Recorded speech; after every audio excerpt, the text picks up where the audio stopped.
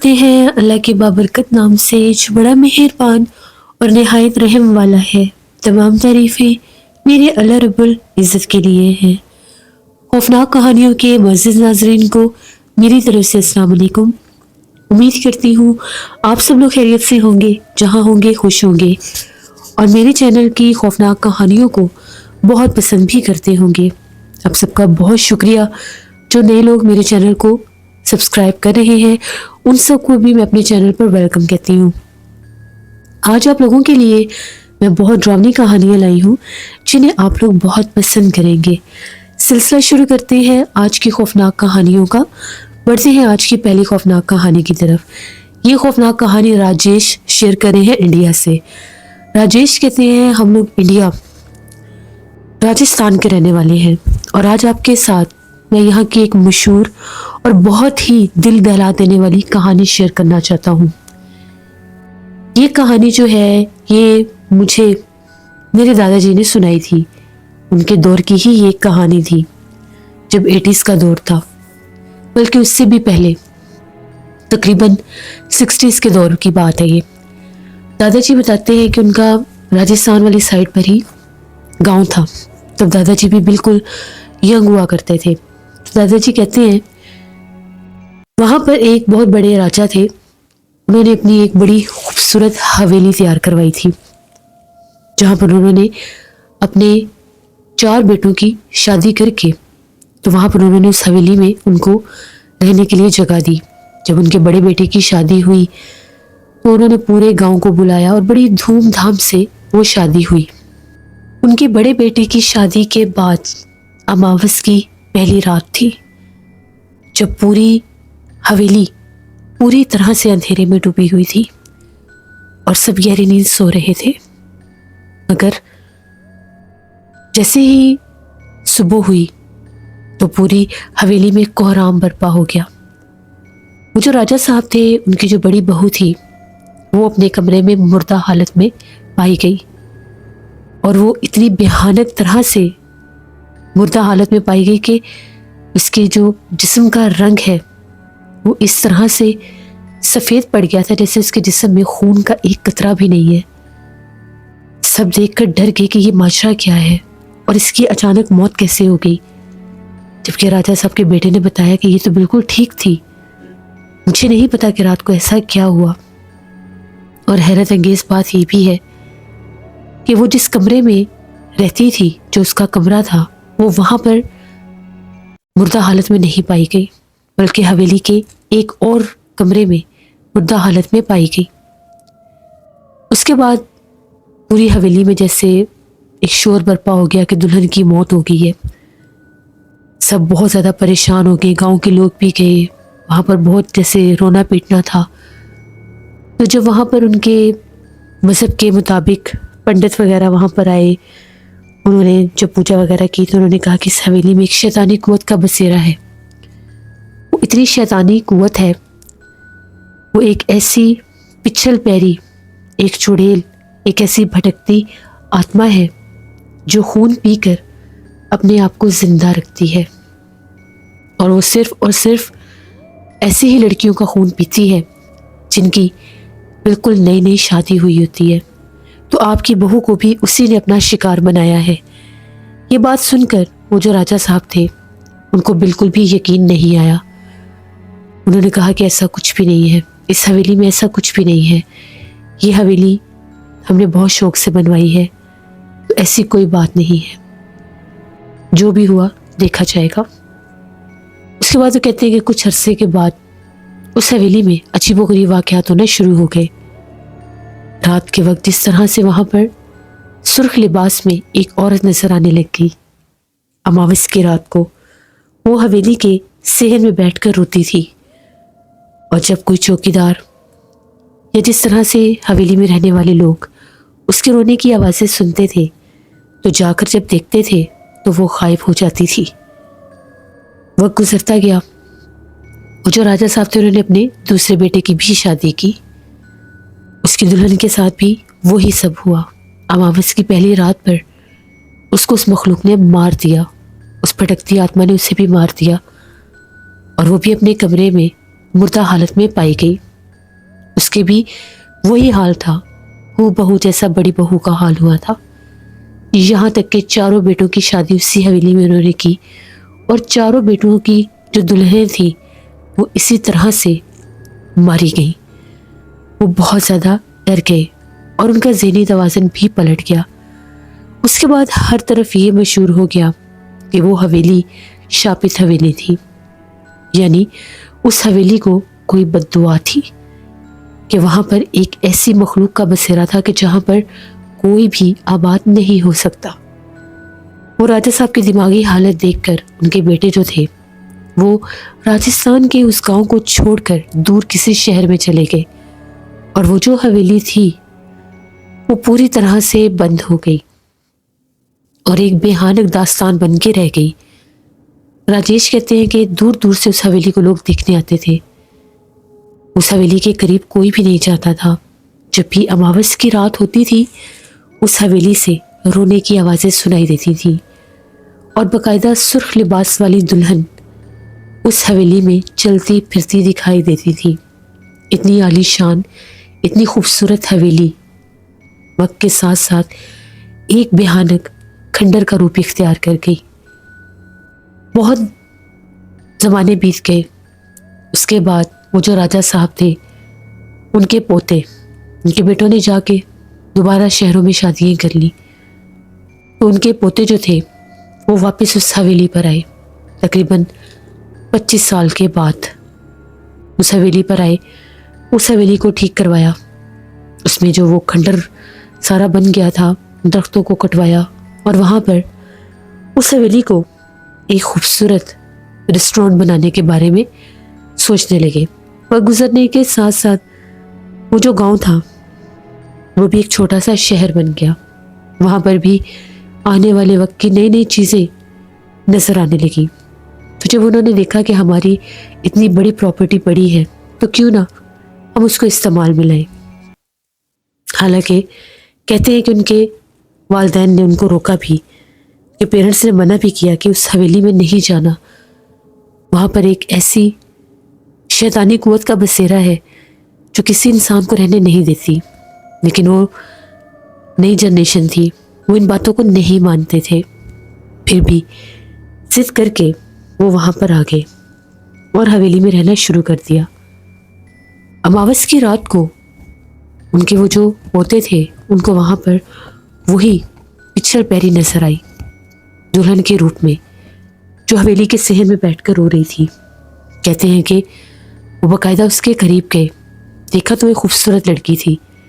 جب انہوں نے پوچھا کہ تم کون ہو تو اس نے یہ کہا کہ میں بہت عرصے سے یہیں پر رہتی ہوں، یہاں کا جو چوکیدار تھا میں اس کی بیٹی ہوں۔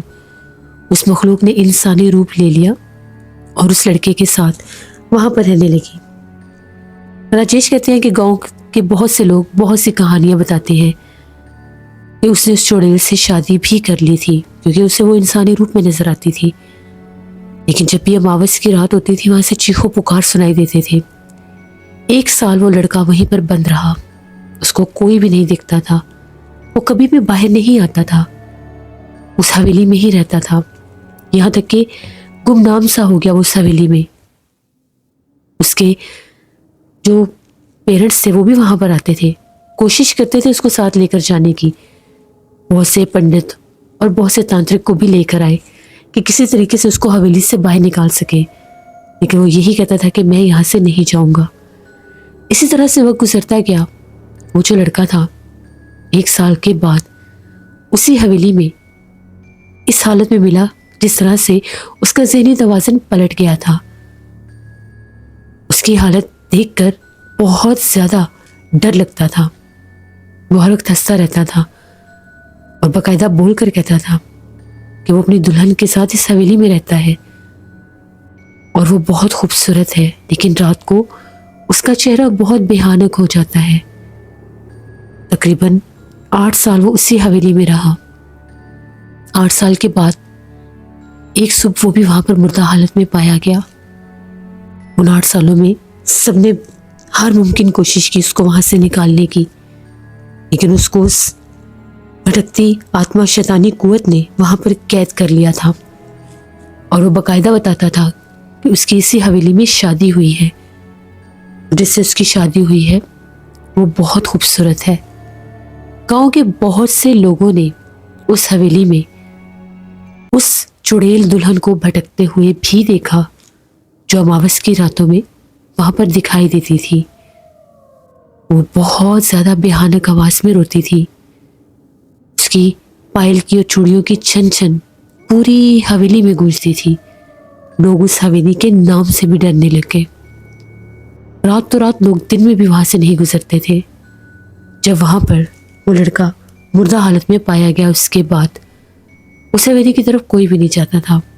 وہ حویلی ایک خوف کی علامت تھی. راجیش کہتے ہیں میں راجستھان کے اس گاؤں کا نام نہیں بتا سکتا لیکن آج بھی اس حویلی کا نام لے کر بہت سے لوگ ڈر جاتے ہیں اور کہتے ہیں کہ آج بھی اس حویلی میں وہ بھٹکتی ہے وہ چڑیل دلہن, وہ شیطانی قوت, وہ بھٹکتی آتما دلہن کے روپ میں. جب بھی اماوس کی راتیں آتی ہیں وہ وہاں پر اسی طرح سے بین کرتی ہے اور روتی ہے. یہ ہمارے گاؤں کی ایک کہانی تھی جو میں نے آپ کے ساتھ شیئر کی. بہت شکریہ راجیش آپ کا. اس سے چاہے کوئی بھی جگہ ہو, کوئی بھی ملک ہو, کوئی بھی ریلیجن ہو, جنات, بھوت پریت, گھوسٹ, یہ سبھی چیزیں ایک ہی کچھ ہے اور یہ ہر جگہ پر الگ الگ ناموں سے جیسے جانی جاتی ہیں لیکن یہ جہاں بھی ہوتی ہیں انسانوں کو نقصان ہی دیتی ہیں کسی روپ میں بھی. یہ انسانوں کے ساتھ مل جل کر نہیں رہتے کیونکہ جنات اپنی جگہ پر انسان کا بسیرا برداشت نہیں کرتے اور انسان اپنی جگہ پر جنات کا بسیرا برداشت نہیں کرتے. دونوں ہی ایک دوسرے کے اگینسٹ ہیں. جنات کو یہ لگتا ہے کہ انسان انہیں وہاں سے نکالنے آئے ہیں جبکہ انسان پوری کوشش کرتے ہیں کہ ان کے گھروں میں اگر بھوت پریت اور جنات کا بسیرا ہے تو ان کو کسی نہ کسی طریقے سے وہاں سے نکال لیا جائے. تو اسی جنگ میں کبھی انسانوں کو نقصان ہوتا ہے تو کبھی جنات بھی قید ہو جاتے ہیں اور مارے جاتے ہیں. اللہ سے ہمیشہ رحم مانگنا چاہیے کہ اللہ ہمیں ایسی مصیبتوں سے ہمیشہ بچا کر رکھے. بڑھتے ہیں ایک اور خوفناک کہانی کی طرف. یہ خوفناک کہانی ابراہیم شیئر کر رہے ہیں. ابراہیم کہتے ہیں ہم لوگ قصور کے رہنے والے ہیں اور آج آپ کے ساتھ ہم لوگوں کی خالہ کی زندگی کی ایک خوفناک کہانی شیئر کرنا چاہتا ہوں. یہ تب کی بات ہے جب میری خالہ کی عمر 21 سال تھی. اب میری خالہ جو ہے وہ 60+ ہیں, بالکل ینگ ہوتی تھی. اس وقت یہ لوگ قصور میں ہی رہتے تھے جو ہمارے ننیہال والا گھر تھا. آبائی گھر تھا تو وہیں پر سب رہتے تھے. تو ہمیں نانی اماں بھی بتاتی تھی اور امی بھی کہ ان کے گھر میں ایک درخت ہوتا تھا, بہت بڑا ایک جامن کا درخت تھا. جامن کے درخت کے نیچے جب بھی ہماری چھوٹی خالہ بیٹھتی تھی ان کی طبیعت بہت خراب ہو جاتی تھی. ان کا سر پکڑا جاتا تھا, کندھے بھاری ہو جاتے تھے. جب بھی وہ شام کے وقت جامن کے درخت کے نیچے بیٹھتی تھی تو ان کو نانی ماں ہمیشہ منع کرتی تھی کہ تم جامن کے درخت کے نیچے مت بیٹھا کرو کیونکہ اکثر کہتے ہیں کہ جامن کے درخت کے اوپر جنات کا بسیرا ہوتا ہے. لیکن خالہ پھر بھی ان کی بات نہیں سنتی تھی اور وہیں پر جا کر بیٹھ جایا کرتی تھی. گرمی کے موسم میں تو وہ رات کے وقت بھی اسی جامن کے درخت کے نیچے بیٹھ جاتی تھی اور پھر اسی رات وہ ڈرتی بھی تھی اور باقاعدہ طور پر کہتی تھی کہ مجھے جامن کے درخت کے اوپر سے ڈراؤنی آوازیں آتی ہیں. مجھے ایسا لگتا ہے کہ جس طرح سے کوئی عورت اس درخت کے اوپر رہتی ہے اور وہ باقاعدہ آدھی رات کے وقت بولتی ہے, باتیں کرتی ہے. سب نے کہا کہ یہ اپنے پاس سے من گھڑت کہانیاں بناتی ہے یا کوئی اور اس کی جگہ پر آ کر نہ بیٹھے اور یہ اکیلی ہی اس کی چھاؤں میں بیٹھی رہے. امی بتاتی ہے کہ ہماری دوسری بہنیں بھی تھیں, وہ کبھی بھی ضد نہیں کرتی تھی. نانی اماں نے انہیں منع کیا تھا تو وہ جامن کے درخت کے نیچے نہیں جا کر بیٹھتی تھی. وہ باقی جو چھوٹی خالہ تھی وہ اکثر وہاں پر بیٹھتی تھی. اسی طرح سے وقت گزرتا گیا.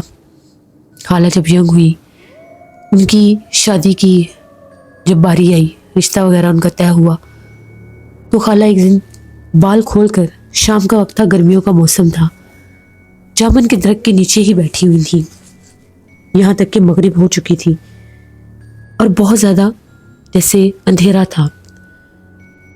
یہ چاند کی وہ تاریخیں تھیں جب چاند پوری طرح سے ڈوب جاتا ہے اور اندھیری راتیں ہوتی ہیں۔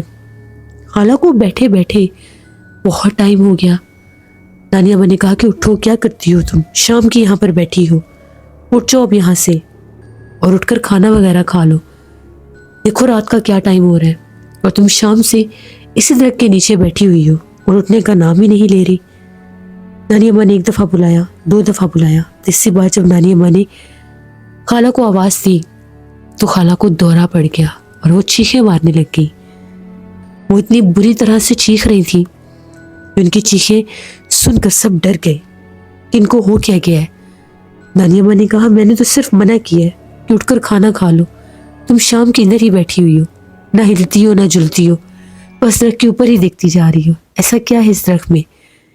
تو ایک دم سے یہ چیخیں مارنے لگ گئی۔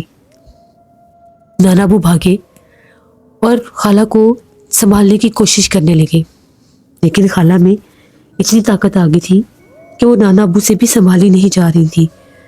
نانا ابو نے اور ماموں نے ان کو بڑی مشکل سے وہاں سے اٹھایا اور وہ لوگ یہ کہہ رہے تھے کہ یہ اتنی بھاری ہے کہ ہم اسے گھسیٹ بھی مشکل سے رہے ہیں، جبکہ خالہ بالکل دبلی پتلی تھی۔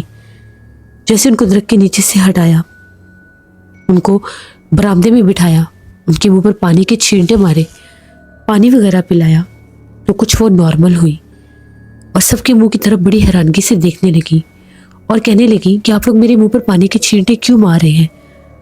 جس پر گھر والوں نے کہا کہ تمہاری ابھی یہ حالت ہو گئی تھی، اس لیے تمہارے منہ پر پانی کے چھینٹے مارے ہیں۔ تبھی خالہ ہنسنے لگی اور کہنے لگی نہیں، مجھے تو ایسا کچھ بھی نہیں ہوا، آپ لوگ سب جھوٹ بولتے ہیں۔ ان کی باتیں بہت ہی زیادہ پرسرار اور عجیب سی لگ رہی تھیں۔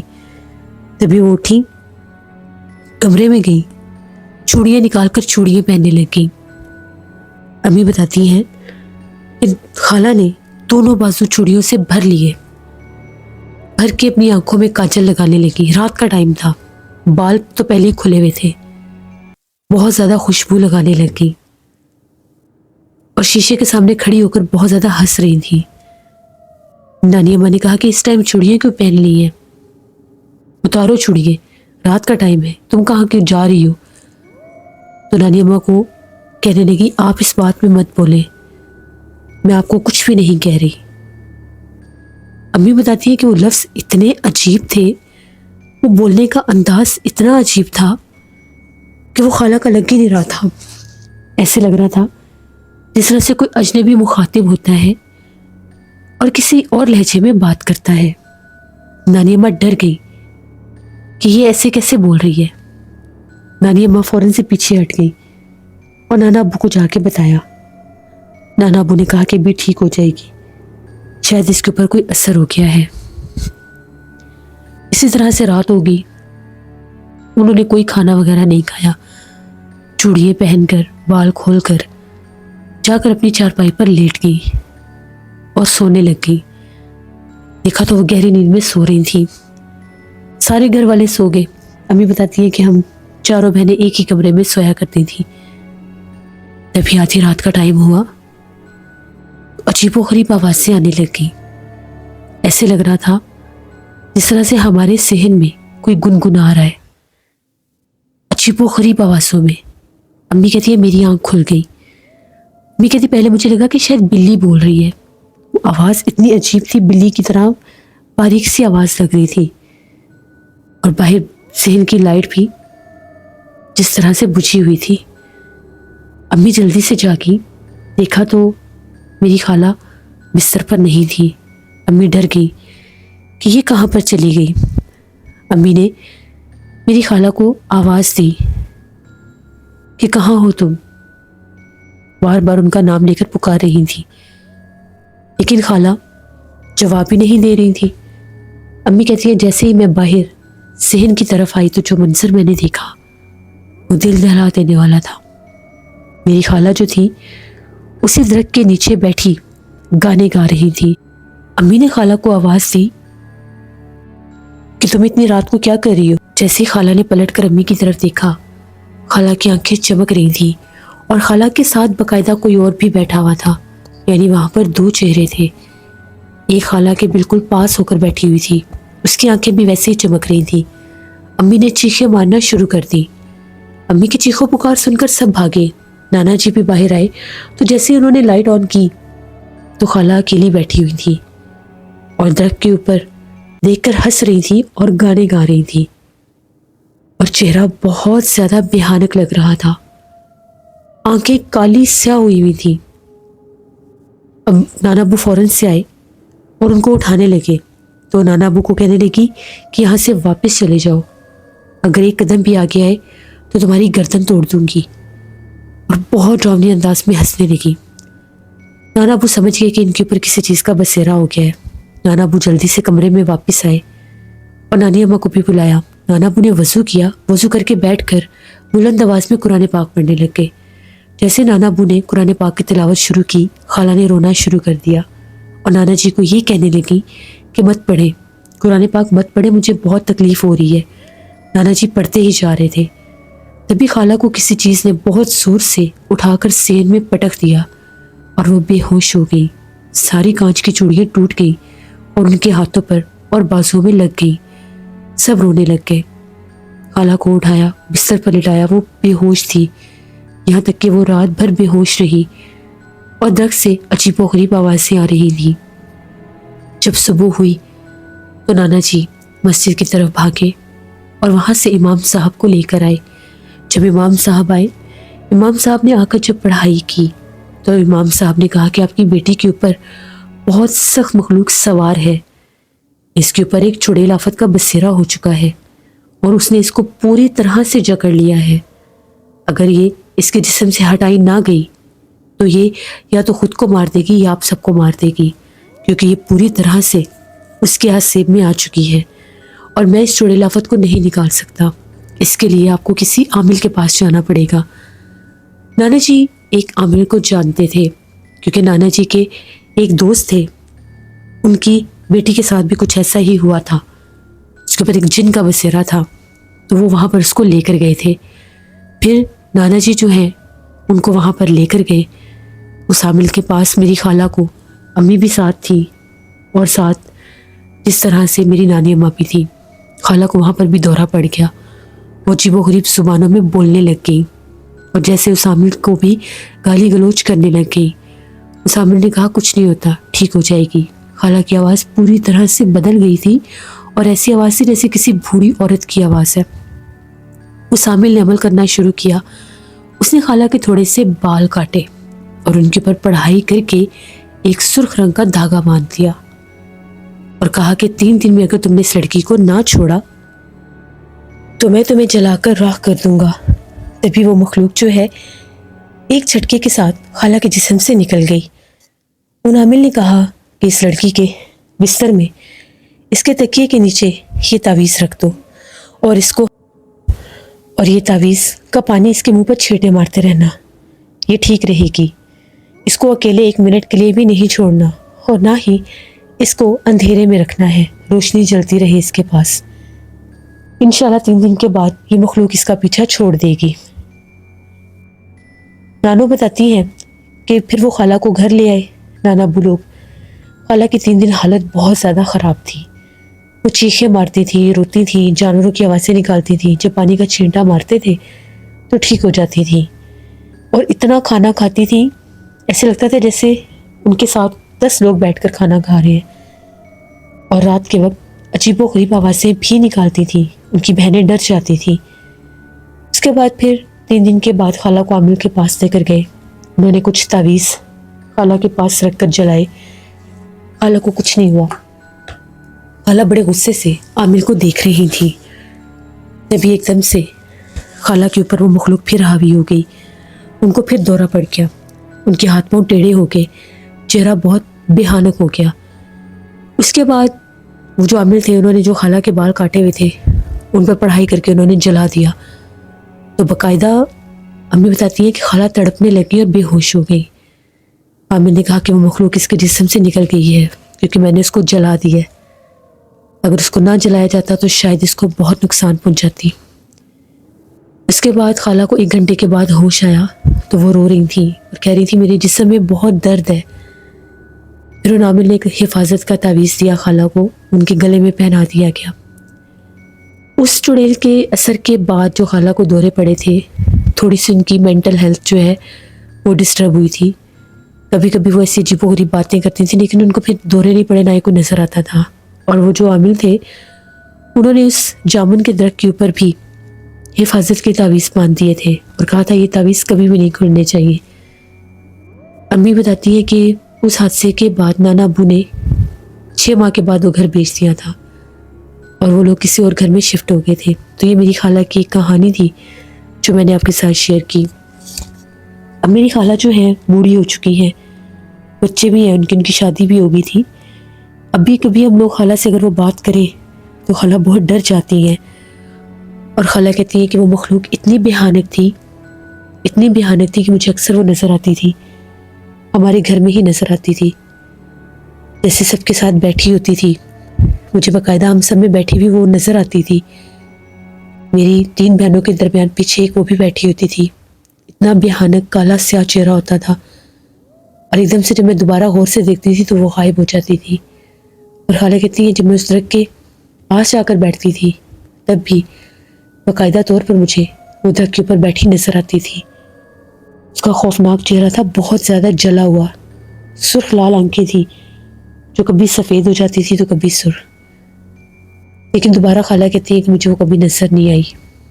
کافی عرصہ بھی بتاتی ہے خالہ کی دماغی حالت ڈسٹرب رہی تھی، لیکن وہ گزرنے کے ساتھ ساتھ وہ ٹھیک ہو گئی۔ تو یہ میری خالہ کی ایک کہانی تھی، اور شکریہ ابراہیم آپ کا۔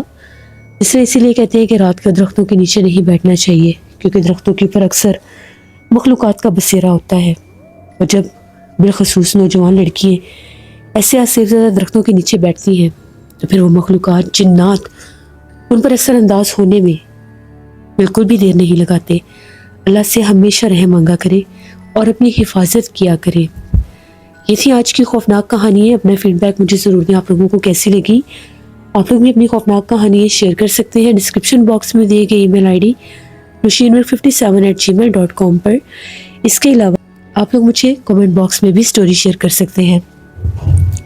آج پرسرار واقعات میں واقعات آئیں گے، ان کو وزٹ کریے گا اور سبسکرائب کریے گا۔ اپنا بہت سا خیال رکھیں۔ اس ماہ مبارک میں جب بھی آپ دعا کے لیے اپنے ہاتھ اٹھاتے ہیں تو اپنی ان ڈھیروں دعاؤں میں مجھے، میری فیملی، میرے پورے پاکستان کو ضرور یاد رکھا کریں۔ انشاءاللہ کل پھر ملاقات ہوگی کسی نئے خوفناک کہانی میں۔ جہاں رہیں خوش رہیں۔ Thank you for listening my stories. Stay tune. اللہ حافظ۔